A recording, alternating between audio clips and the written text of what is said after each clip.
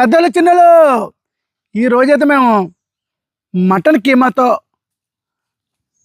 పనస ఆకుల్లో పొట్టిక్కలు చేసుకున్నామండి. చాలా సూపర్గా వచ్చాయండి. ఒకసారి చూడండి.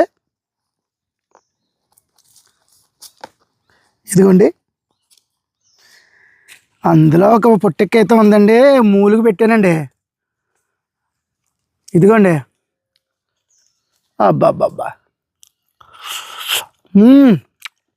దీనికి చట్నీలు కూడా ఉన్నాయండి, కాంబినేషను పెరుగు చట్నీ, టమాటా చట్నీ అని.